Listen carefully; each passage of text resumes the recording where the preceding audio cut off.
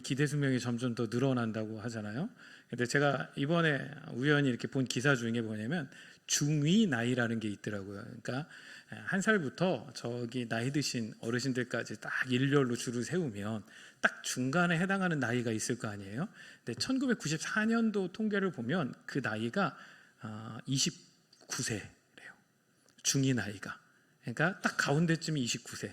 그러니까 제가 생각해봐도 그때쯤에는 한 60 조금 넘어가서 70 넘어가시면 진짜 장수하신다 이런 이야기들 되게 많았거든요. 올해 발표가 됐거든요. 2023년 대한민국 중위 나이 딱 가운데에 해당하는 나이가 몇 살일까요? 몇 살? 네. 40? 경매할까요? 예, 46세래요.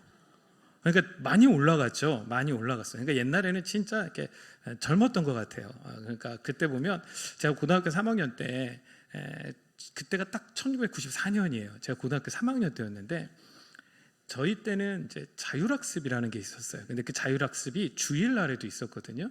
근데 그 저희 담임이 고등학교 3학년 담임이 자기가 고등학교 3학년 담임하는 동안 단 한 명도 주일날 교회 보낸 적이 없는 분으로 유명한 거야. 네. 그래서 제가 고등학교 2학년 때 계속 기도했어요. 주님, 전 대학은 안 가도 되는데 그 담임은 피하게 해달라고. 근데 주님은 언제나 저의 기도를 거절하셔서 딱 반 배정이 끝나고 담임이 딱 들어왔는데 그분인 거예요.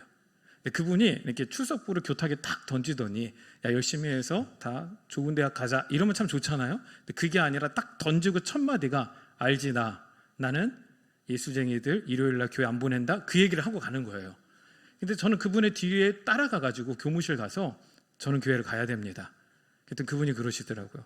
나는 내가 고등학교 3학년 담임을 한 이래 한 번도 교회를 보낸 적이 없어. 몇 년 되셨죠? 한 8년 됐대요. 고등학교 3학년 담임만. 제가 말씀드렸죠. 선생님 뭘 잘 모르시나 본데 저는 모태신앙이라 태어나면서부터 교회를 다녀서 한 번도 교회를 빠져본 적이 없다고. 그러니까 경력으로 보면 제가 더 기니까 저는 가야 될 거라고. 여러분 거기서 제가 서서 2시간을 넘게 싸웠어요. 난 가야 된다. 가지 마라. 가야 된다. 가지 마. 그러니까 그러는데 그 담임이 2시간 만에 포기하고 저를 교회를 보냈어요. 근데 그때부터요 1년 내내 맞았어요.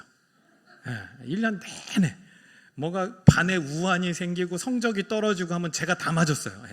제가 다 맞았어요. 근데 가만히 생각해 보면 그때 그렇게 저를 때리던 선생님이 그때는 고등학교 3학년 때는 되게 나이가 들어 보이셨거든요. 근데 그분이 30대였거든요. 30대. 그러니까 그때에 비해서 지금은 정말 40세, 50세가 돼도 청년처럼 활동하고 사역하며 움직일 수 있는 시대가 된 것 같아요. 그래서 제가 생각해 보면 우리가 생각하는 나이라는 것은 어떤 전체 구성원 중에서 우리가 차지해야 되는 역할에 따라서 어떤 나이가 들고 나이가 어리고가 결정되는 것 아닌가라는 생각이 듭니다. 자, 이제 머릿속으로 계산해 보시는 거예요.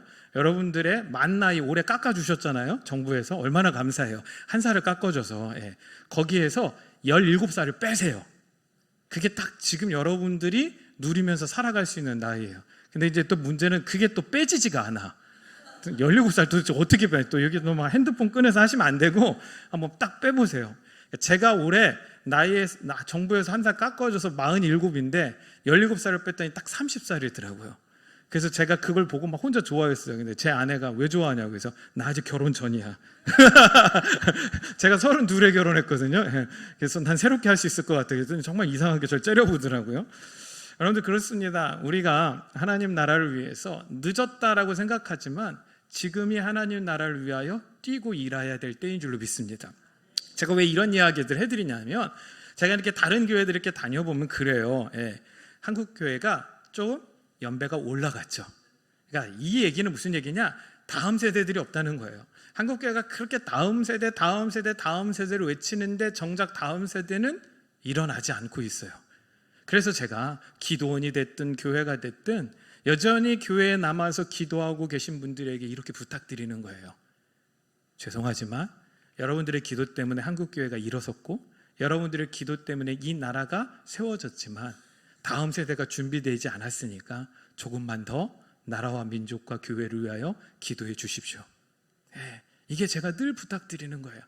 저같이 젊은 목사가 좀 더 열심히 뛰어서 어떻게든 다음 세대의 복음을 전해보려고 몸부림칠 테니까 저 같은 사람이 일하는 그 시간까지 기도해 주시길 부탁드립니다. 아멘. 여러분들 룻 여성교회를 보니까, 전도회를 보니까 가장 젊어요. 그러니까 제가 저를 초청해 주셔서 감사해서 왔는데 저는 이렇게 볼 때까지 계속 뒤통수만 봐가지고 근데 가장 어린 여성교회한테 나오미라고는 붙이진 않을 거 아니에요. 그러니까 룻이라는 이름을 배정받았다라는 것 자체가 가장 젊은 여성교회예요. 여러분들 교회 전체를 뒷받침해야 되고 다음 세대에 다리를 놓아야 되는 아주 귀중한 역할이에요. 여러분들 많이 격려해 주시고 이끌어 주시고 중보해 주셔서 이 여성교회가 귀한 하나님의 일을 이 교회에서 감당해 나갈 수 있도록 협력해 주시고 도와주시길 간절히 소망합니다. 자, 말씀으로 들어가겠습니다. 자, 오늘 마태복음 5장은 우리가 잘 알듯이 산상수훈이에요. 그렇죠? 예수님의 산상수훈. 그래서 팔복으로부터 시작한 산상수훈이 쭉 내려오다가 요 구절까지 내려오는 거예요. 38절 보면 이렇게 나와요. 또 눈은 눈으로 이는 이로 갚으라 하였다는 것을 너희가 들었으나, 이렇게 나와요. 자, 여러분들, 눈은 눈으로 이는 이로, 이게 뭐예요? 조금 고급스러운 말로 동해보복법이라고 해요. 그러니까 같은 해로움으로 보복하는 거예요. 그러니까 눈은 눈으로 갚고 이는 이로 갚으라는 말이죠. 이게요, 여러분들 모든 법의 기본이에요. 인류 최초의 법전이라고 이야기하는 함무라비 법전. 그러나 지금은 그거보다 더 오래된 법들이 나오고 있죠. 이제 수메르나 아카드. 제가 이제 역사를 좋아해서 그런 쪽을 가보면 수메르 아카르의 문화가 이런 함무라비의 문화보다 더 앞선 것으로 더 훨씬 이전의 문화로 보이지만, 그런데 거기에 이미 의학, 수학, 과학, 곱셈, 뺄셈, 나눗셈 이런 모든 것들이 다 있고, 토판으로 된 그들의 문서를 보면 뭐라고 나와 있냐면 아이가 일기를 썼는데 학교 가기 싫다 라는 일기를 쓸 정도로 그 당시에도 그런 문화가 있었어요. 근데 그들이 만들어낸 법, 그리고 지금 인류가 갖고 있는 법을 보면 다 동해보복법이에요. 그런데 생명을 생명으로 빼앗을 수는 없으니까 그걸 다른 형벌로 갚게 하는 거지, 결과적으로는 그와 상응한 해를 받도록 만드는 게 동해보복법입니다. 그런데 39절까지 보면 이렇게 나와요. 나는 너희에게 이르노니 악한 자를 대적하지 말라. 누구든지 내 오른편 뺨을 치거든 왼편도 돌려내라. 자, 예수님께서 말씀하시는 거예요. 눈은 눈으로 이는 이로 갚으라 하는 것을 너희가 지금까지 들었잖아. 과거에 이런 법이 있었잖아, 이 말씀이에요. 그런데 나는 너희에게 말해. 악한 자를 대적하지 마. 누구든지 내 오른편 뺨을 치거든 왼편도 돌려대라고 주님께서 말씀하고 있는 거예요. 자, 그러니까 우리는 이렇게 생각해요. 아, 예수님께서 이 땅에 오셔서 되게 가치 있는 윤리적인 법률을 우리 가운데 정해주셨구나. 그러니까 원래 동해보복법은 뭐예요? 눈은 눈으로 이는 이로, 같은 해로움으로 갚아주는 건데, 그거 하지 말고 악한 자를 대적하지 말고 내 오른편 뺨을 치거든 왼편도 돌려대 라고 우리가 받아들이는 거예요. 그래서 산상수훈 전체를 이런 몇몇 구절 때문에 우리가 지켜야 되는 어떤 윤리 강령적으로 생각하는 경우들이 되게 많이 있어요. 실제로 그렇잖아요. 저도 어렸을 때 그랬거든요. 저도 어렸을 때 교회 다니면서 목사님들이 그러니까 오른편 뺨을 맞으면 왼편을 돌려대. 아, 저래야 되나 보다. 근데 교회에서 맨날 싸워요. 누구도 오른편 뺨을 맞고 왼편을 돌려대는 사람을 못 봤어요. 다 동의 안 하시는 거? 그럼 둘씩 딱 져서 실습해 봅시다. 이게 되는지. 오른편 뺨을 때려보세요. 그럼 왼편을 돌려댈 수 있는 사람이 누가 있어요? 아무도 없어요. 아, 목사님은 가능하실지 몰라. 안 돼요. 여러분들 시험하지 마세요. 안 된다고요. 이게 되는 사람들은 아무도 없어요. 행여 저 스님들 참선해서 마음의 훈련을 하셨던 분들 중에 오른편 뺨을 맞고 참을 수 있는 사람이 있을지 몰라요. 근데 그건 그분의 행동을 조절한 거지 그분의 마음을 주장한 건 아니에요. 그분이요, 여러분들 집에 가셔서 뭐 할까요? 자기 오른편 뺨 때린 그 사람을 평생 못 잊을 거요. 그냥 당신의 행동을 제어했을 뿐이에요. 자, 주님이 우리를 만드셨어요. 그러니까 주님이 저의 한계를 아세요. 근데 저를 만들고 저의 한계를 아시는 주님께서 우리가 지킬 수 없는 이걸 규율로 던져주실 수 있을까요? 이게 가능할까요? 여러분들 이게 불가능해요. 자, 그러면 이게 무슨 말이냐? 여러분들 산상수훈 전체가 명령문처럼 되어 있고 주기도문 전체도 어떤 청해 형태로 되어 있는데 산상수훈은 실제로 보면요 평서문에 가까워요.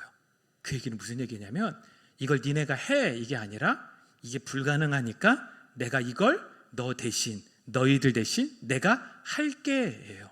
아멘. 그런 의미로 보면 이해가 돼요. 그러니까 내가 너희에게 이르노니 나는 악한 자를 대적하지 않을 거야.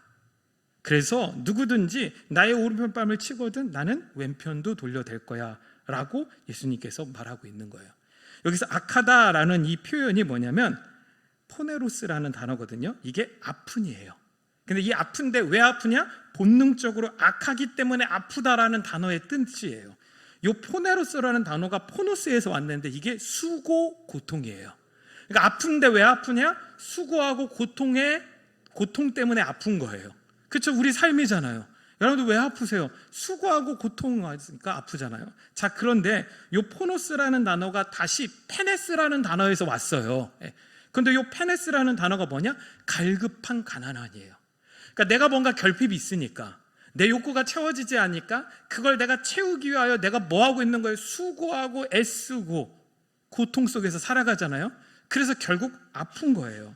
그러니까 우리 인생이 죽음의 고통으로부터 벗어나고자 하는 갈급함, 이게 모두의 궁극적인 두려움이니까 그 갈급함을 가지고 율법을 지키기 위한 수고와 고통을 감내하면서 살아갑니다.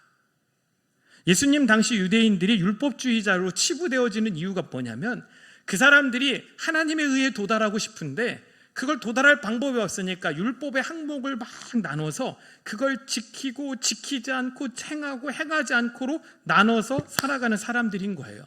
여기 성지순례를 다녀오신 분들은 아시겠지만 안식일이 되면 뭐요? 엘리베이터가 따로 움직이는 게 있죠. 따로 움직여요.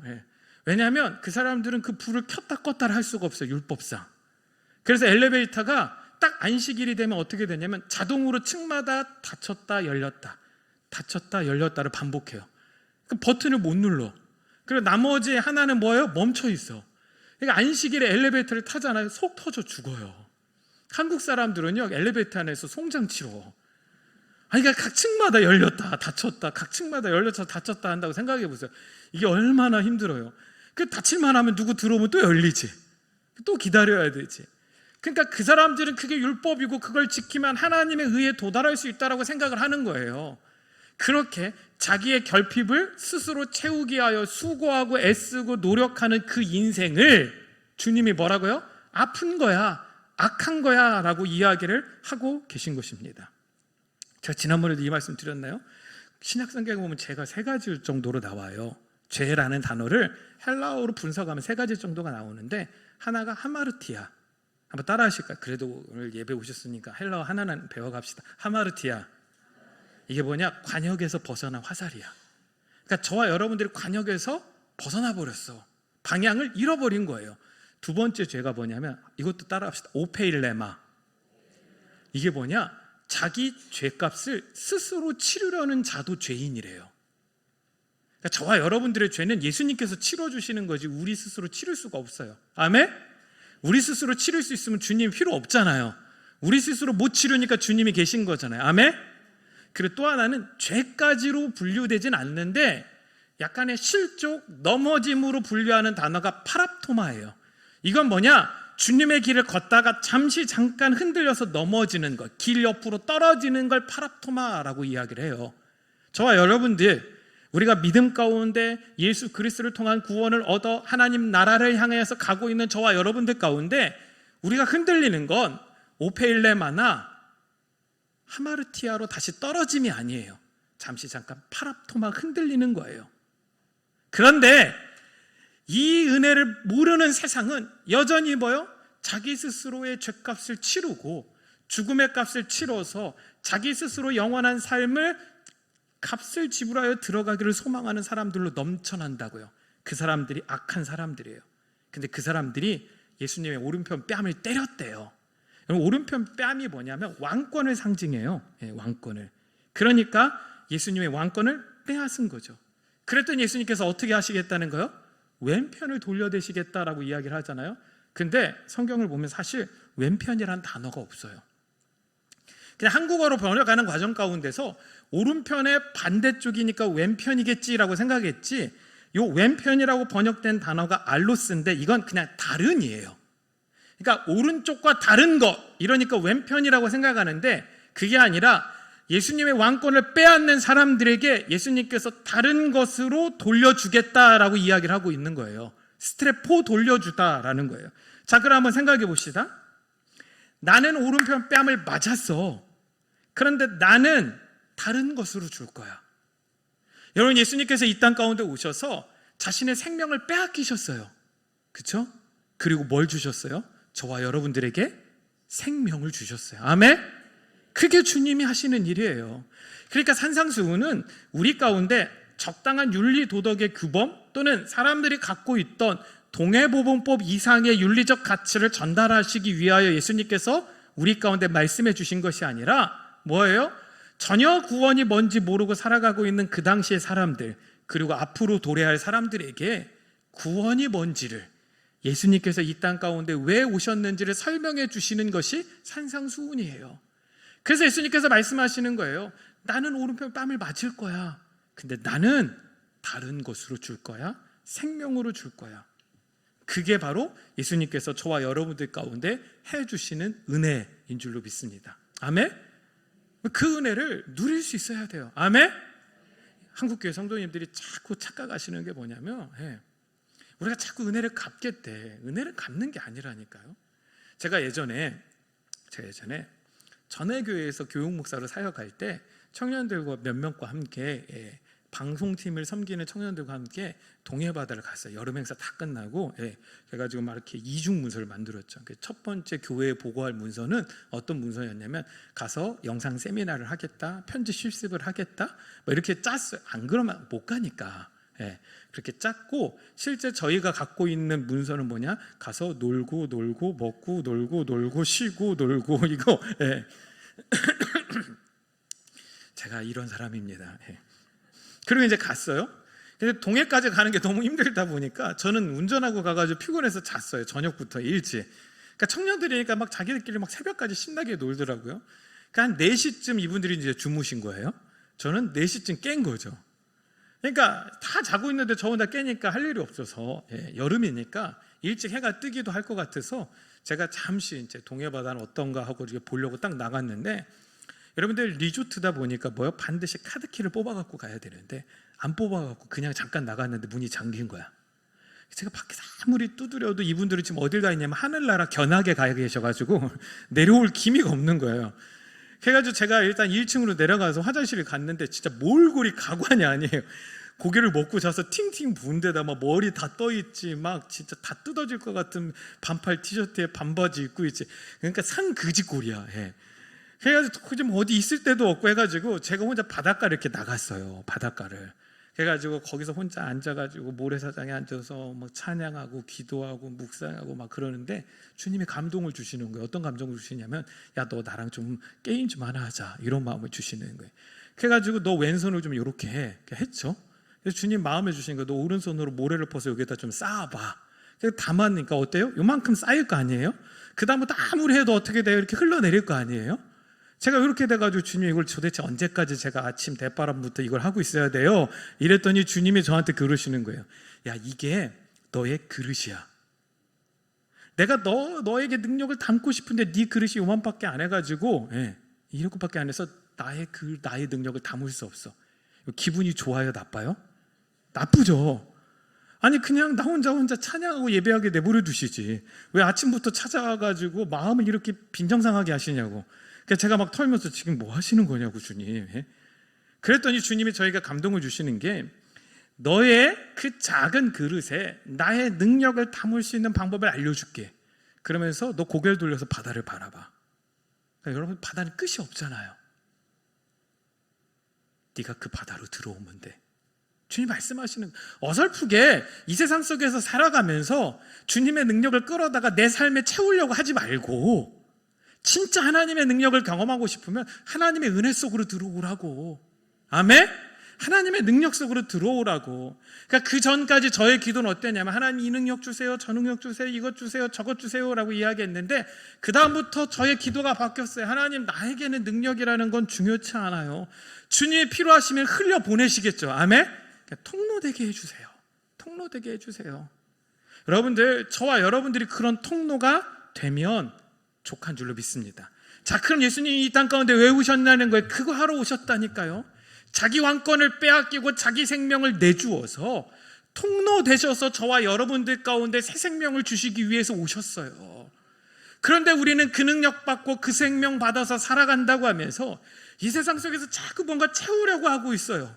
무언가 쌓아 나아가려고 하고 있어요. 죄송한데 신앙생활은 무언가 쌓아 나가는 신앙생활이 아니에요. 신앙생활은 끊임없이 자기가 부인당해야 돼. 나기 존재가 깨져야 돼. 여러분들, 제가 감리교 목사입니다. 감리교 목사인데 오늘 오후 예배는 제가 장로교회 와서 또 설교를 하고 있잖아요. 그러니까 도대체 저의 정체성이 뭔가. 제가 여기 끝나면 오늘 또 어딜 가야 되면 평창을 가야 돼요. 저녁에 평창 가서 내일부터 침례교 총회를 참여해요. 너무 웃기죠. 침례교 총회를 왜 가냐면 뭐 제가 거기 뭔가 행사를 진행하러 가는 게 아니라 제가 목회도 하지만 저는 일도 합니다. 근데 제가 영상에 관련된 일을 하거든요. 그러니까 이제 소문이 좀 나서 침례교 총회 영상 촬영 때문에 오라고. 그러니까 저는 매주 헷갈려요. 나는 도대체 뭐지? 이런 거예요. 뭐지? 그러니까 저와 여러분들의 인생은 딱 정해진 게 없다니까요. 하나님께서 원하시면 어떤 모양이든 쓰실 수 있는 자로 세움을 받아가는 거예요. 아멘? 그러니까 여러분들 안에 제한하지 마시고 하나님 앞에 늘 자유로운 가운데 나아갈 수 있는 저와 여러분들 되길 간절히 소망합니다. 자, 40절 보면 이런 표현이 나와요. 또 너를 고발하여 속옷을 가지고자 하는 자에게 겉옷까지도 가지게 하며. 이게 오늘 본문의 핵심이에요.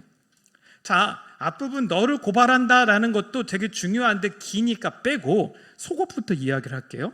여러분 한번 생각해 봅시다. 제가 어렸을 때 저는 이 본문을 이렇게 이해했거든요.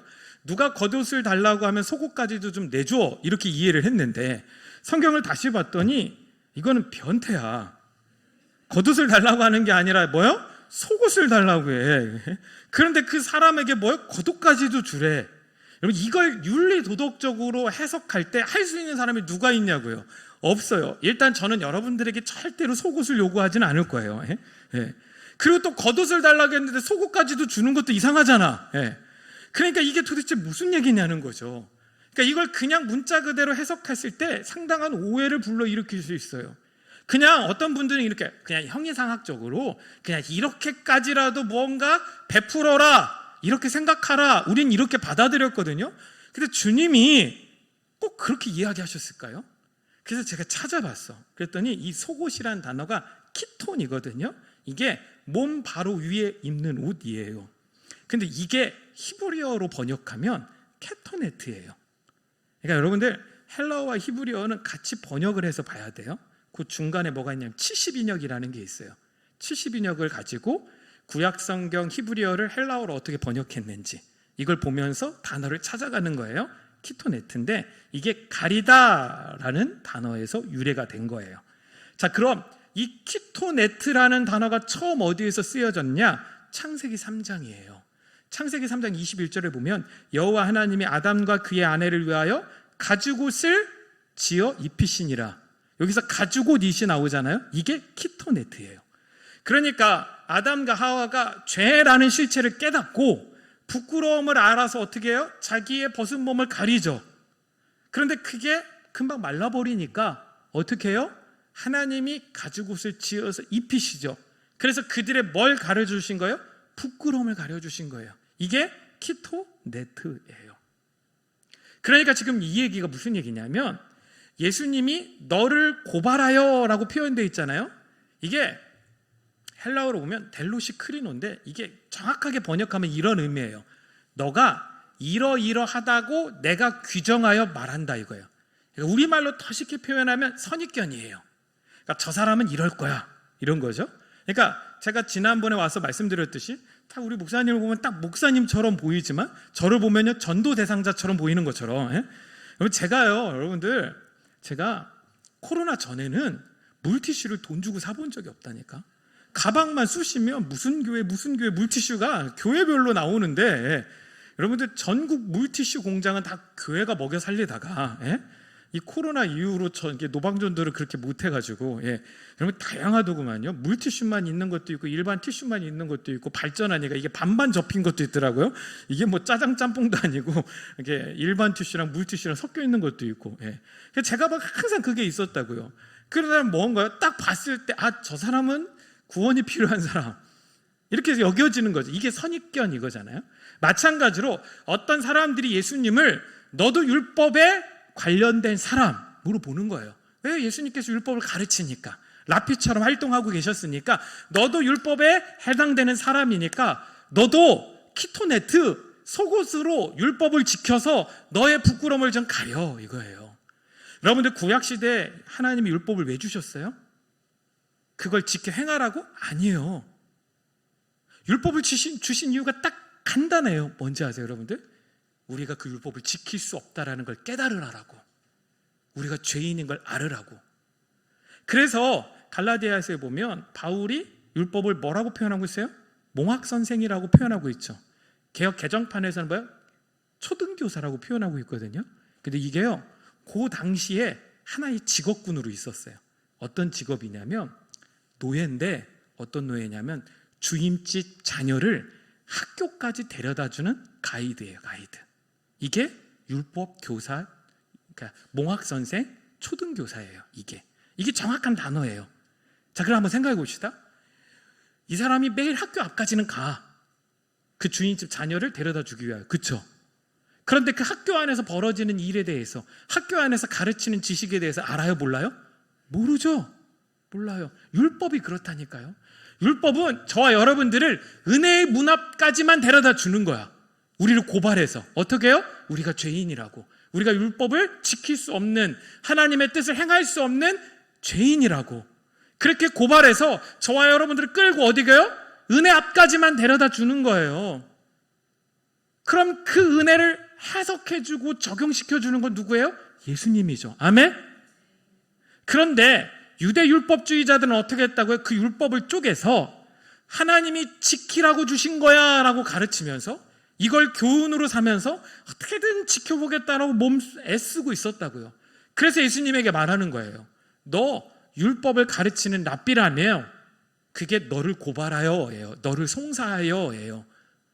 너 그렇게 율법을 지키는 선생이라면 너도 우리처럼 율법을 행해서 키토네트, 너의 부끄러움을 좀 가려, 이거예요.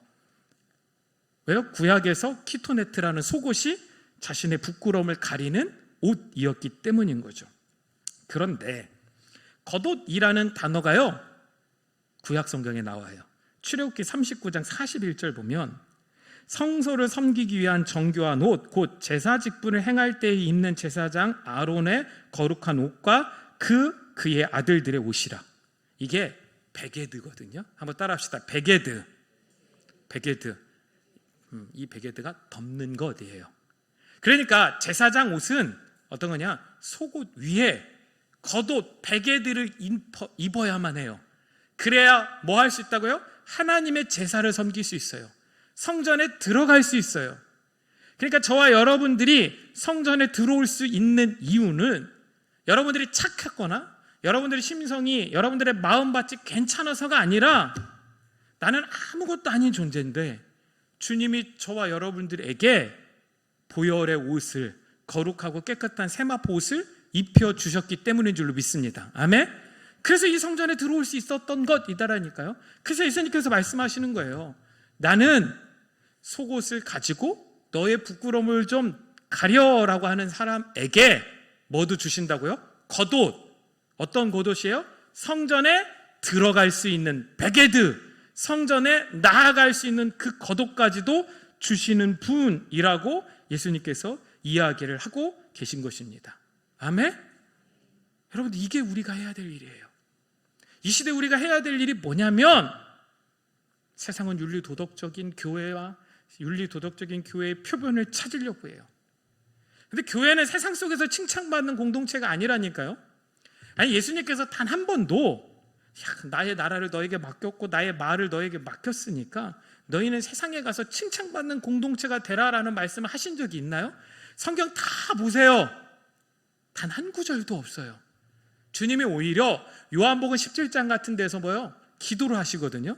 요한복음 17장 전체가 예수님의 기도로 되어 있는데, 첫 번째는 자기 자신을 위한 기도, 두 번째는 뭐냐면 제자들을 위한 기도, 세 번째는 뭐냐? 그 제자들을 통해 복음을 듣게 될 사람들을 위한 기도예요. 근데 제자들과 제자들을 통해서 구원받게 될 사람들을 위한 기도를 하실 때 예수님께서 뭐라고 이야기하시냐면, 아버지의 말씀을 내가 그들에게 주었사오매. 그러니까 하나님의 말씀을 예수님이 받아서 그 예수님이 그 말씀을 세상에게 주었다고요. 그랬기 때문에 그들이 세상 가운데서 미움을 당할 것입니다. 이미 예수님께서 그렇게 말씀하고 계세요. 그러면 그쯤 예상하셨으면 예수님께서 이렇게 기도하셔야 되는 거 아니에요? 하나님, 그런데 그들이 미움당하지 않고 되도록 칭찬받는 자들 되게 해주세요. 이러면 참 우리 마음이 편해요. 그렇죠? 근데 주님이 이렇게 기도하세요. 그들을 미워하는 악에게 지지 않게 해주세요. 근데 우리를 미워하는데 우리는 뭐에 또 싸워야 된대. 이게 진짜 어려운 것이더라니까요. 네. 그러니까 여러분들 적당하게 괜찮은 그리스도인 척 해가지고 세상 가운데서 칭찬받으려는 생각들을 내려놓으실 수 있게 되길 간절히 소망합니다. 아멘. 네. 한국교회가 막 부흥할 때 한국교회 전체가 외쳤던 구호가 있죠. 예수 천당, 불신 지옥이에요. 저는 그거만큼 간결한 복음이 없다라고 생각해요. 예수 천당, 불신 지옥. 한번 따라하실까요? 예수 천당, 불신 지옥. 이것 때문에 수많은 사람들이 주님 앞에 돌아왔다니까요. 여러분, 여기 나이 드신 분들, 연세가 있으신 분들, 여러분들 정말로 젊었을 때 이 구호 외치면서 전도 많이 하셨을 거 아니에요. 삼각산 같은 데 올라가셔서 막 기도하시고, 여러분들의 기도와 외침 때문에 이 신성교회도 세워진 거고, 예? 복음이 전달되어진 것 아니에요? 그런데 이 구절이 왜 사라졌나 봤더니 세상이 요구하는 거예요. 야, 그거 참 들으니까 기분이 안 좋다는 거야. 여러분 한번 생각해 보세요. 진짜 천국과 지옥이 없다라고 생각하면 그거 들어도 기분이 안 좋지가 않거든요. 신경 안 쓸 거 아니에요. 근데 그렇게 그 얘기 듣고 기분이 껄쩍지근하면, 예? 상당히 그러면 뭐 하면 돼요? 예수를 믿으면 될 거 아니야. 예?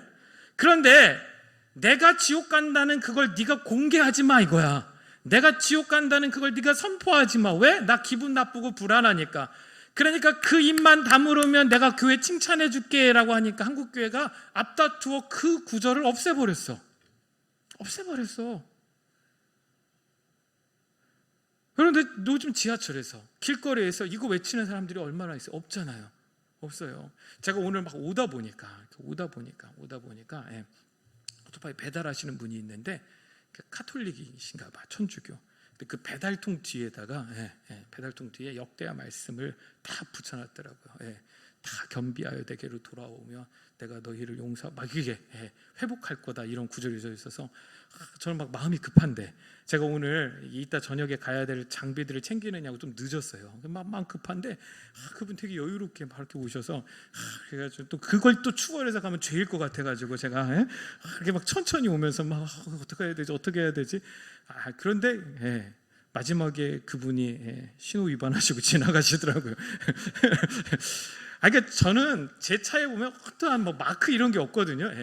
왜냐하면 마크 달고 이렇게 가다 보면 늘 마크 달고 가시는 분들이 불법 유턴하고 막 그러니까 우리는 세상 속에서 막 칭찬받는 성도, 칭찬받는 교회가 되고 싶어 하지만 우리가 하는 행위를 통하여 하나님의 영광이 드러나지 않아요. 죄송한데 하나님은 홀로 영광받기 합당하신 분이에요. 아멘. 그냥 우리가 해야 되는 건 그분이 여러분들의 죄를 감당하셨습니다, 이걸 외치는 거야. 세상이 기분 나쁘겠죠. 아니, 나는 내 힘을 가지고 살아가는데 왜 예수라는 인간이 내 죄를 감당해? 그것과 상관없어요. 세상 앞에 인정받으려고 하지 마세요. 우리는 복음의 씨앗을 뿌릴 뿐이에요. 아멘? 오직 주님이 그 영혼들을 살리고 구원하실 수 있는 분인 줄로 믿습니다. 자, 여러분들 성경을 읽다 보면 진짜 특이한 표현이 나오거든요. 어떤 표현이 나오냐면 예수님 주변에 그렇게 마리아가 많아. 그렇죠? 사복음서에 보면 물론 그 당시 마리아가 많긴 했대요. 우리나라 영자처럼 옛날. 저희 어머니도 영자시거든요. 저희 동네 영자가 몇 분 사셨는데 영자들끼리 개를 만들었어 또. 그 맨날 싸워 영자들끼리 개를 만들어서 뭐 장영자, 김영자, 박영자 뭐 영자들이 되게 많았어요. 저희 주산학원 제가 시골에 살 때 주산학원 원장님이 또 같은 또 김영자야. 그래서 저희 어머니랑 언니 동생 이러면서 지내고 저는 또 학원을 또 공짜 다녔어. 공짜로. 또 같은 영자 아들한테 받을 수 없다 뭐 이러면서.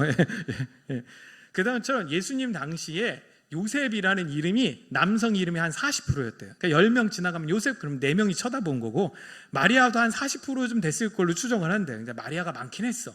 그런데도 불구하고 예수님께서 십자가에 달려 죽으실 때 다른 분들도 많았는데 유독 요한이 누구만 적고 있어요? 마리아, 마리아, 마리아만 적고 있잖아요.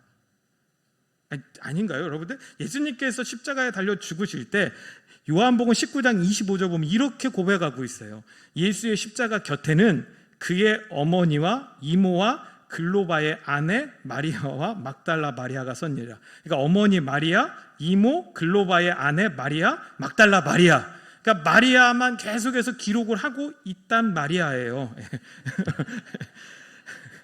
그러니까 십자가 사건을 지켜보는 많은 사람들이 있었을 텐데 이 이름만 등장시킨 이유가 있지 않을까? 그게 또 찾아봤어. 그랬더니 이 마리아라는 이름이요 히브리어로 번역하면요 뭔지 아세요? 미리암이야. 미리암. 미리암은 메리라는 이름에서 왔어요. 메리라는 단어. 이 메리라는 단어가 뭐냐? 쓰다예요. 반역하다, 패역하다라는 거예요.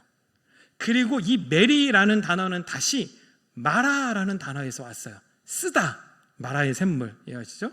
반역하다, 패역하다라는 거예요. 여러분 모세의 누이 미리암을 보세요. 모세의 리더십에 반역을 하잖아요. 그게 세상이라니까요. 그게 이스라엘이라니까요. 그게 우리예요. 우리가 하나님의 뜻대로 살아가는 것 같지만 주님이 우리를 붙잡아 주시지 않으면 우리는 곧바로 반역하는 인생을 살아가게 되어 있어요. 우리 모두가 미리암이에요. 우리 모두가 마라예요. 이 세상의 모습을 성경에서는 계속해서 미리암, 메리, 마라, 마리아로 등장하게 하시는 것입니다. 제가 오늘 무슨 얘기하려면 이 마리아를 꺼내냐면 마라 하면 떠오르는 지명도 있는데 마라 하면 떠오르는 인물도 있어요. 마라 누구예요? 이분들은 아셔야지. 나오미. 여러분들의 어머니, 시어머니 나오미. 눈 전도했는데 룻기는 잘 안 보시나 보는데 룻기 1장 20절 제가 이거 특별히 준비한 거 여러분들 때문에 서운하네. 나오미가 그들에게 이르되 나를 나오미라 부르지 말고 나를 마라라 부르라 나오잖아요. 이는 전능자가 나를 심히 괴롭게 하셨음이라. 그래서 내 인생이 뭐요? 쓰게 되었다라는 거예요. 자신의 남편과 두 아들까지 모압 땅에서 죽게 되자 나오미는 자신을 마라라 부르라고 이야기를 하고 있는 것입니다. 헬라어적 표현으로 보면 마리아라고 자신을 부르라고 이야기를 한 것이죠. 그런데 그런 나오미의 인생 가운데 누가 등장하는 거예요? 보아스가 등장하는 거예요. 그래서 자신의 모든 빚과 후사가 끊어진 것을 보아스가 자신의 며느리 룻과 결혼함으로 다 해결해 줍니다. 그래서 다시 마라에서 나오미로 되어지는 사건이 룻기예요.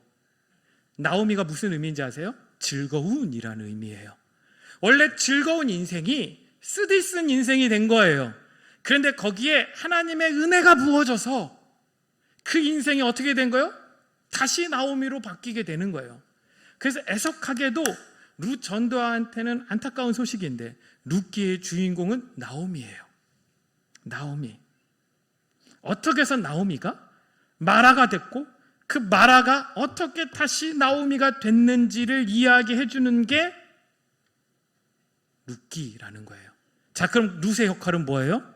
그 쓰디쓴 인생을 보아스라는 구세주와 연결해 주는 역할을 한 거죠. 룻 전도회가 저는 그 역할을 해 나가실 수 있게 되길 간절히 소망합니다. 세상 가운데 여전히 반역하고 패역해서 포내로서 아픈 인생들, 결핍 때문에 자신의 수고와 고통 속에서 아픈 그 인생들한테 여러분들이 찾아가 그들과 하나님을 연결해 주는 룻이 되어서 많은 생명을 마라에서 나오미로 바꿔 나갈 수 있는 믿음의 전도에 되실 수 있기를 간절히 소망합니다. 출애굽기 15장에 보면은요, 홍해를 건넌 이스라엘 백성들 앞에 마라의 쓴물이 나타나는 사건이 있어요. 그렇죠? 마라의 쓴물이 뭐예요? 그냥 말 자체가 쓴물이에요. 예. 그런데 그 쓴물에 모세가 나뭇가지를 던지니까 단물로 변하게 되었죠. 이걸 또 어떻게든 설명해 보겠다고 막 화학자들이 달려들어서 나무의 성분이 어떤데 그 성분이 물에 들어가서 이걸 어떻게 바꿨다 막 이야기를 하는데, 그건 저는 잘 모르겠고요. 여러분들, 하나님의 기적 앞에 무슨 과학적 근거가 필요할까요? 자, 출애굽기 15장 25절 보면 이렇게 나와요. 모세가 여호와께 부르짖었더니 여호와께서 그에게 한 나무를 가리키시니 그가 물에 던지니 물이 달게 되었더라. 여기서 나무라고 나와 있는 이 단어가 엣즈거든요. 엣즈, 이게 나무 또는 판자 또는 지팡이 또는 그루터기, 하나의 의미가 마지막에 붙는데 그 의미가 뭐냐? 교수대예요. 교수대. 우리는 쉽게 나뭇가지로 생각합니다. 그런데 나뭇가지가 아니라 나무, 판자, 지팡이, 교수대의 의미로 사용되어지는 엣즈라는 그 나무예요. 그러니까 쓴물인 마라의 샘에 나무로 된 처형대, 나무로 된 교수대, 나무로 된 십자가가 세워지니까 그 쓴물이 단물이 되는 것입니다. 하나님은 처음부터 우리의 구원을 이렇게 계획하신 것입니다. 하나님은 처음부터 마라의 쓴물 같은 우리를 이렇게 단물로 바꿔주실 뜻을 정하신 거예요. 그런데 이 사건이 언제 벌어졌어요? 홍해를 건넌 다음이에요. 저와 여러분들이 기적의 방법으로 구원을 받고 난 다음에, 하나님의 은혜를 경험하고 나의 모든 죄가 씻음받았다라는 걸 경험한 다음에 하나님께서 말씀하시는 거예요. 애석하게도 안타깝게도 네가 구원의 홍해를 건너왔으면 이제 너의 인생에 마라의 쓴물이 계속해서 나오는 고난과 연단이 시작될 거야. 참 가슴 아프죠. 예, 저도 이런 말을 할 때가 참 가슴 아파요. 예수 믿으면 건강의 축복, 물질적 축복 이런 거 받을 수 있습니다. 이런 이야기 하면 참 좋겠는데, 좋겠는데 저희 어머니 때도 그렇고 저도 그렇고 그런 거랑은 전혀 상관없고 환난과 고난과 역경이 끊임없이 일어나요. 끊임없이. 근데 그게 연단이래요. 연단. 근데 이 연단이 무슨 의미인지 아세요? 품질 보증이에요. 과거로 말하면 KS 마크를 획득하는 거고, 요즘으로 말하면 해썹 인증을 받는 거예요. 해썹 인증. 그러니까 옛날에도 그랬다는 거예요. 이 연단이라는 단어가 로마 시대에도 어떻게 쓰였냐, 어떤 물건을 만들면 이걸 검수를 해서 괜찮은 물건이면 연단 그래가지고 통과가 되는 거예요. 저와 여러분들을 주님께서 그렇게 통과시켜 나가실 거예요. 근데 그 과정이 뭐라고요? 마라라니까요. 쓰디 쓴 인생이라니까요. 그런데 두려워하지 말라는 거예요. 그 인생 가운데 주님이 십자가를 세우셨다고요. 아멘? 주님이 그 인생 가운데, 그 쓴물 한가운데 그분의 십자가를 세우셨다고요. 그래서 결국 저와 여러분들의 인생은 그 주님의 십자가로 인하여 단물로 바뀌는 인생이 된 줄로 믿습니다. 아멘? 그것을 요한은 알고 있었던 거예요. 그래서 십자가 사건을 기록하면서 주변에 많은 사람들이 있었지만 그들 중에 마리아들의 이름만을 적고 있었던 거예요. 그 마라들 가운데 세워진 십자가, 이게 구약에서 말하고 있는 그 출애굽 그 사건이다 라고 요한이 이야기를 해주고 있는 것입니다. 그 인물이 누구냐? 바로 나오미라는 인물인 거고, 그게 누구예요? 바로 저와 여러분들의 인생이라는 것이죠. 제가 청년들을 만날 때 그런 표현을 써요. 미안하지만 앞으로 잘 먹고 잘 살기 위하여 기도하지 마라. 그건 주님의 뜻 안에 있는 거고, 우리가 예수를 믿고 20대가 넘어가고 30대가 넘어갔는데도 여전히 예수를 붙들고 살아가고 있다는 건 우리의 생명을 바쳐야 될 때가 다가오고 있기 때문이다라고. 그래서 죽을 수 있는 자가 되어야 한다고. 제가 저희 교회에서 가끔 이야기를 하거든요. 그래서 저희 교회는 마지막 때 예수를 위해서 죽을 수 있는 자들이 필요합니다. 죽지 못할 것 같으면 떠나시면 된다고. 또 떠나요. 그래서 애들 어떻게 해요? 그래서 그냥 내버려둬. 어차피 지금 우리랑 함께 할 수 없으면 마지막에 가서도 함께 할 수 없어. 우리도 주님의 교회지만 다른 곳도 주님의 교회니까 거기서 연단받고 훈련받을 수 있으면 되는 거지 라고 하면서 저희는 막 떠나가는 사람을 막 뭐라고도 안 하고 오는 사람은 더더욱 환영도 안 해요. 예, 언제 떠날지 모르는 사람이니까 그냥 환영하지 말자 막 이러면서 여러분들 우리 인생이라는 게 도대체 뭐가 있어요? 길어봤자 100년이라니까요. 길어봤자. 이번에 여러분 달 남극에 인도가 도착을 했잖아요. 달 남극에. 그러니까 달 그쪽에 가면 막 영하 100도, 막 140도 막 이렇게 떨어질 거라고 했는데 그래서 딱 도착해서 보니까 섭씨 50도래. 그러니까 우리가 딱 옆에 있는 달 같은데 그 달도 뭔가 막 수치로 계산해서 이걸 거야라고 생각했는데 다 틀리는 거예요. 그런데 우리가 무슨 우주의 기원을 논해요? 저는 진화론자들이 가장 웃겨요. 진화론이 맞대. 막 그 진화론이 옳대. 아니 진화론이 옳긴 왜 옳까요? 여러분들 실라캔슬이라는 물고기가 있거든요. 실라캔슬이라는 물고기가 이렇게 앞 지느러미가 이렇게 뼈가 있어. 그래서 화석으로 처음에 발견됐는데 화석으로 발견될 때 이렇게 앞다리에 뼈가 있으니까 지느러미에 뼈가 있으니까 이게 진화의 중간 단계라고 해서요. 여러분들 1990년대 초반에요. 아니 1900년대 초반에 난리가 났었어. 그때는 그게 뭐 화석으로만 해서 이게 그래가지고 2억 년 전인가 3억 년 전에 물고기다 막 해가지고 막 난리를 쳤거든요. 근데 문제가 생긴 게 뭐냐면 1970년대부터 저 필리핀 바다에서 자꾸 얘가 살아있는 채로 잡혀. 2억 년 전에 진화한 물고기인데 살아있는 대로 잡혀.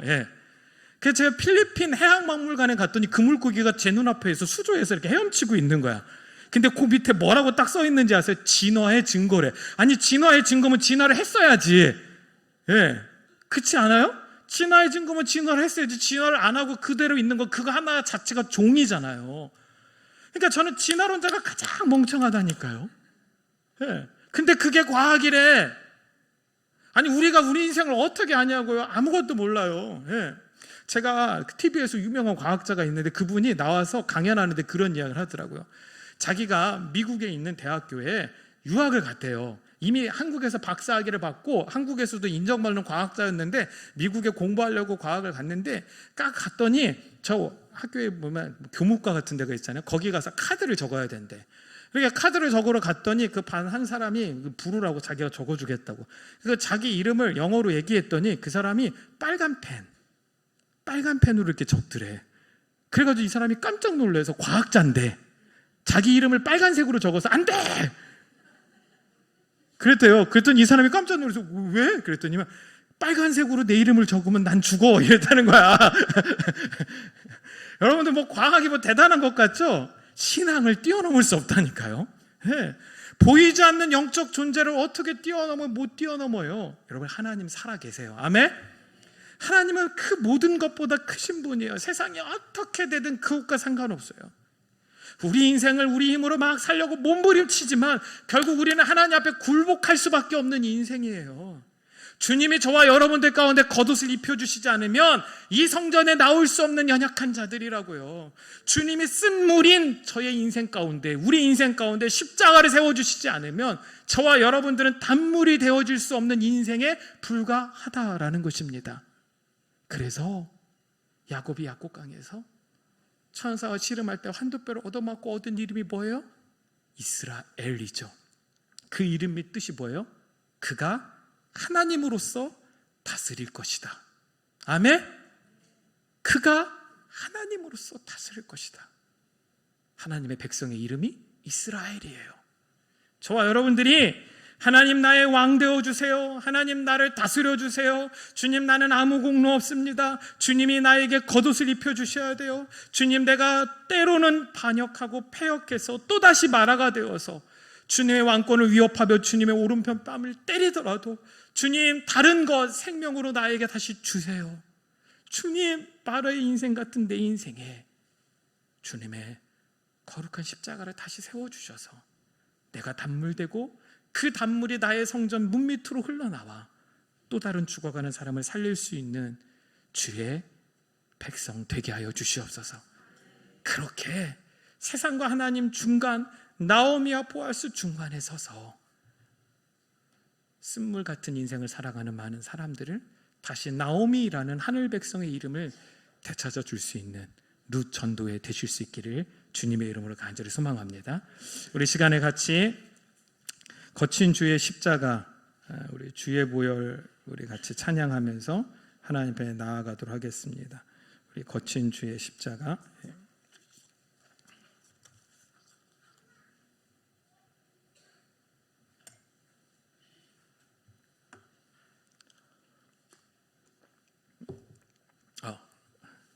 이런 숙면에 들어가셨네요. 네.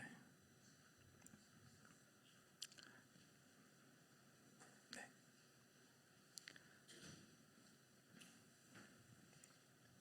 얼마나 피곤하시겠어요.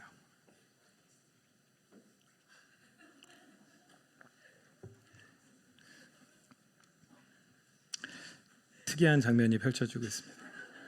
안 보시는 게 좋습니다. 예. 거친 주의 십자가. 예.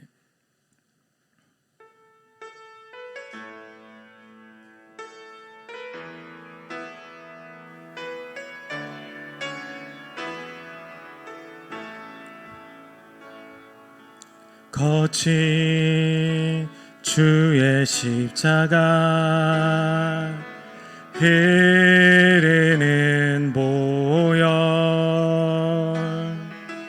강물 되어 내 영혼 깨끗하게 하시고,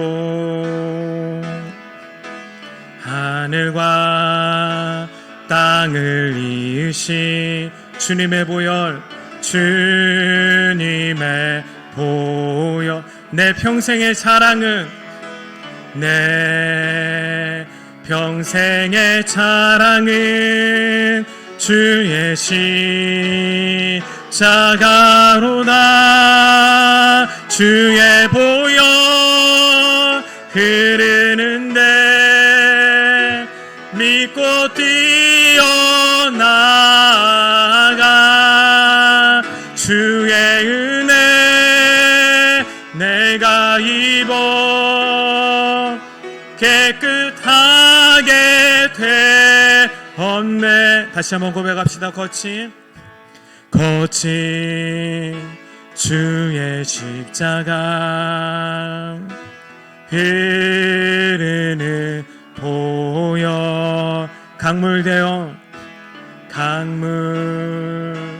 되어 내 영혼 깨끗하게 하시고, 하늘과 땅을 이으신 주님의 보혈, 주님의 보혈, 내 평생의 자랑은, 내 평생의 자랑은 주의 십자가로다. 주의 보혈 흐르는데 믿고 뛰어나가. 주의 은혜 내가 깨끗하게 되었네. 우리 조금 더 큰 소리로 고백합시다. 주의 보혈 흐르는데 믿고 뛰어나가. 주의 은혜 내가 입어 깨끗하게. 한 번 더요. 주의 보혈 흐르는데 믿고 뛰어나가. 주의 은혜 내가 입어 깨끗하게 되었네. 오 주님, 채우소서. 나의 잔을 높이 듭니다. 하늘 양식 내게 채워주소서. 넘치도록 채워주소서. 오 주님, 오 주님, 채우소서. 나의 잔을 높이 듭니다. 하늘 양식 내게 채워주소서.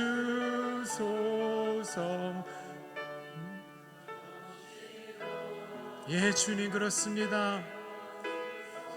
우리 가슴에 손을 얹고 오 주님, 채우소서.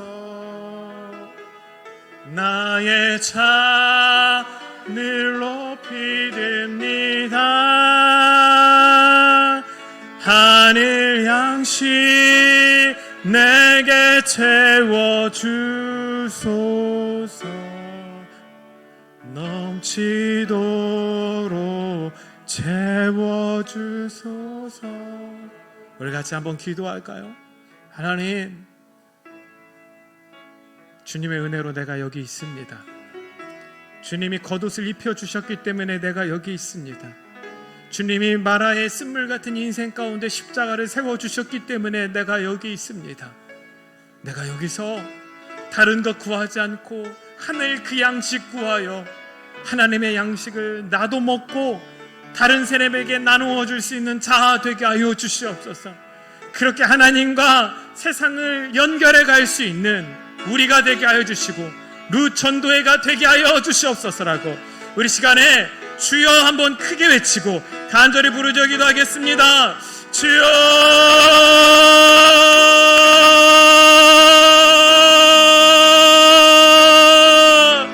하나님, 우리가 기도합니다. 우리가 주의 은혜로 섭니다. 우리가 주의 말씀 앞에 섭니다. 하나님, 우리가 연약하기에, 하나님, 우리가 나약하기에, 하나님, 우리가 아무것도 할 수 없기에 주님의 은혜를 구하며 나가오니, 주님의 뜻을 구하며 나가오니, 주님 우리 안에 오셔서 역사하여 주시고 주님 오셔서 말씀하여 주셔서 우리가 하나님의 건, 하나님 나라, 하나님 영광을 위하여 살아가는 자 되게 하여 주시옵소서. 주여,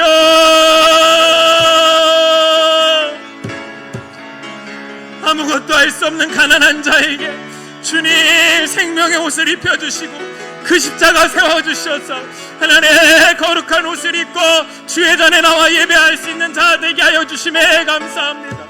마라의 쓴물 같은 인생 가운데 주님 십자가 세워주셔서 우리 인생이 주님 앞에 기쁨이 되어지는 인생, 토부 하나님의 뜻에 합당한 인생 되어지게 하여 주시니 감사합니다. 주여, 우리가 그렇게 주님과 세상을 이어가고 연결해가는 자 되게 하여 주시옵소서. 그러기 하여 우리 가운데 주의 양식이 필요하니 그 생명의 양식 우리에게 주셔서 그 말씀의 양식 우리에게 주셔서 하나님, 우리가 그 말씀, 그 양식, 그 생명 전하며 살아갈 수 있도록 주님 인도하여 주시고 역사하여 주시옵소서. 하나님, 주님의 교회 가운데 귀한 전도에 세우셨사오니 하나님, 이 전도에 통하여 하나님 놀라운 일들이 있게 하여 주시고 하나님의 놀라운 축복과 은혜가 덧입혀져 하나님 날마다 주의 교회를 세우며 세상을 구원해 나갈 수 있는 믿음의 귀한 전도에 될 수 있도록 주여 역사하여 주시옵소서. 주님 소망합니다. 주님 간절히 바랍니다. 성령의 놀라운 기름 부으심으로 채워주시사 하나님, 이 신선교회가 주의 영광을 드러내는 교회 되게 하여 주시옵시고 하나님, 다음 세대를 위하여 살아갈 수 있는 주님의 교회 될 수 있도록 하나님 준비되어가는 교회 될 수 있도록 주여 역사하여 주시옵소서. 주여 말씀하여 주시옵소서. 한 생명 한 생명 지키시고 하나님, 귀한 믿음의 목사님 통하여 하나님 생명의 말씀이 전파되어지게 하여 주시고 그 말씀을 아멘으로 받는 모든 영혼들이 되살아날 수 있도록 주여 은혜로 역사하여 주시옵소서. 하늘의 문을 여시고 부어주시옵소서. 하나님, 충만하게 역사하여 주시옵소서. 살려주시옵소서. 그 생명 주시옵소서. 하늘의 영광으로 채워주시옵소서. 오 하나님, 주님의 뜻, 주님의 나라, 주님의 영광이 우리 안에 온전히 임하게 하여 주시옵소서. 주님 채우소서. 나의 잔을 높이 듭니다. 하늘 양식 내게 채워주소서. 넘치도록 채워주소서.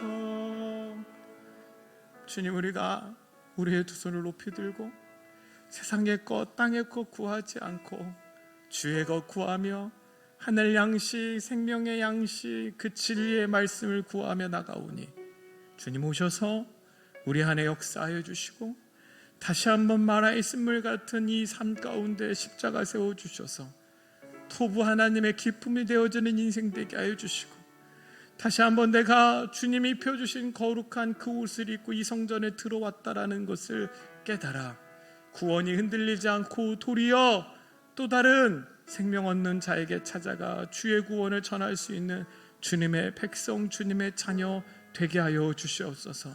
귀한 전도회 세우셨사오니 하나님 그 룻 전도회가 오늘 말씀 나눈 것처럼 세상과 하나님 사이에 또한 이 신성교회 가운데서는 하나님과 성도들 사이에 서서 그렇게 정말로 마라의 쓴물 같은 인생들을 단물로 바꿔주는 귀한 중추적 역할을 감당해 나갈 수 있는 믿음의 전도회 될 수 있도록 주님 역사하여 주시옵소서. 우리 주 예수 그리스도 이름으로 기도하였습니다. 아멘.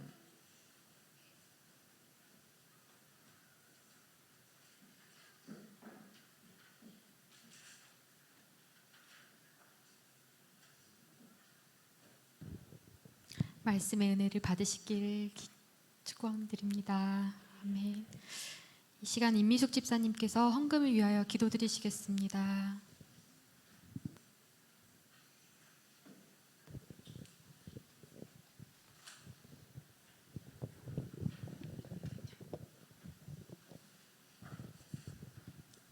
기도드리겠습니다. 하나님 감사합니다.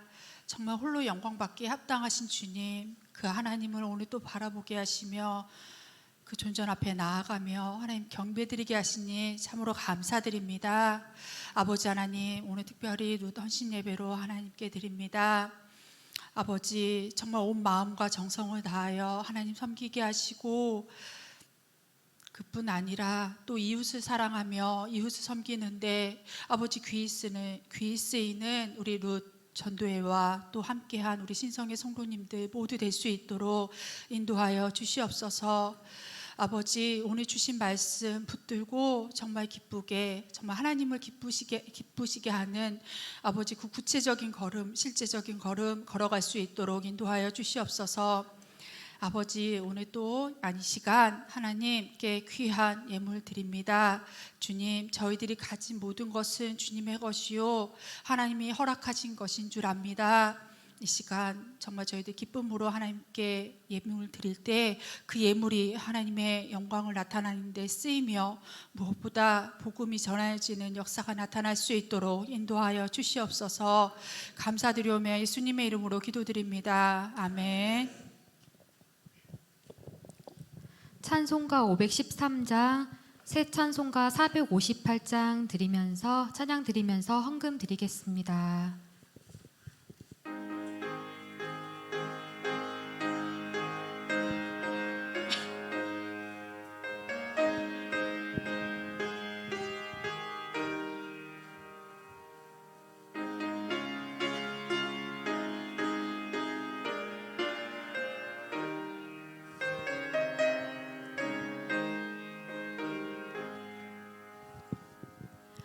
너희 마음에 슬픔이 가득 차도 주가 즐겁게 하시리라. 아침에 같이 빛나는 마음으로 너 십자가 지고 가라. 즐거운 마음으로 십자가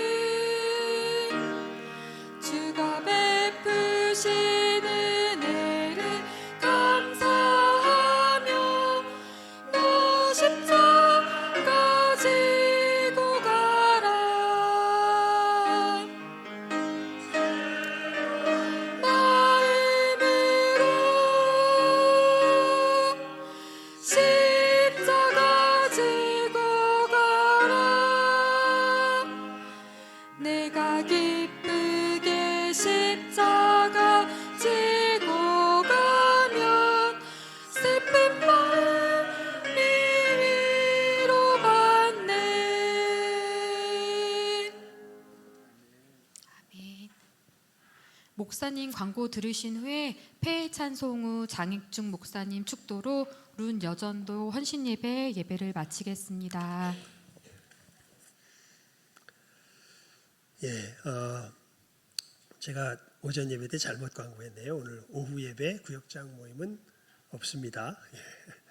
예, 오늘 그러니까 우리 구역장들 보고할 사항이 있다면 저한테 개인적으로 카톡이나 개인적으로 알려주시길 바라고요. 그리고 우리 10월 3일 날 미사리 조정경기장에서 전기인 야유회가 있는데 그 우리 구역장들을 수요일까지 꼭 잘 상황을 잘 파악해 주셔서 우리 사무실 김동진 목사님에게 잘 보고를 해 주시기를 바랍니다. 예, 이상 광고를 마치겠습니다. 우리 다 같이 주기도성으로 폐해 찬송 드리고 우리 장희충 목사님 나오셔서 축도로 예배 마치겠습니다.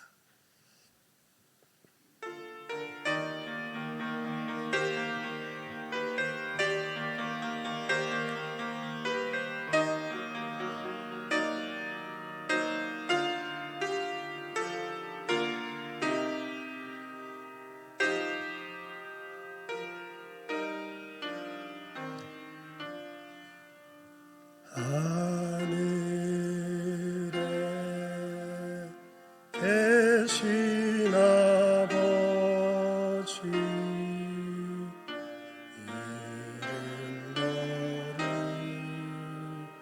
거룩하사 주님 나라 임하시고 뜻이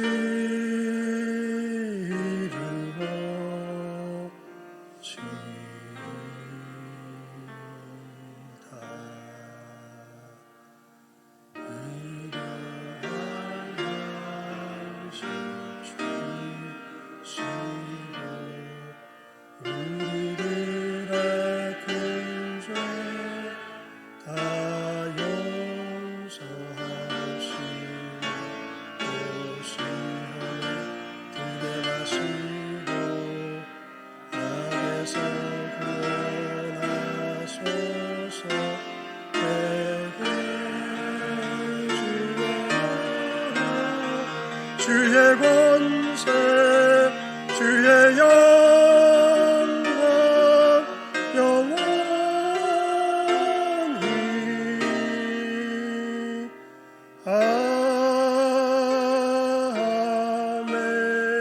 아멘.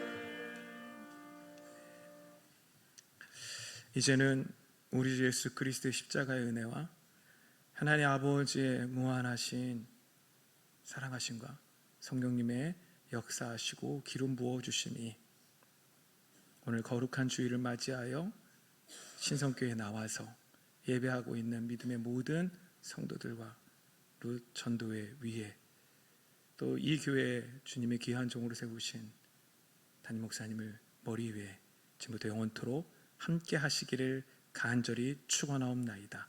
아멘.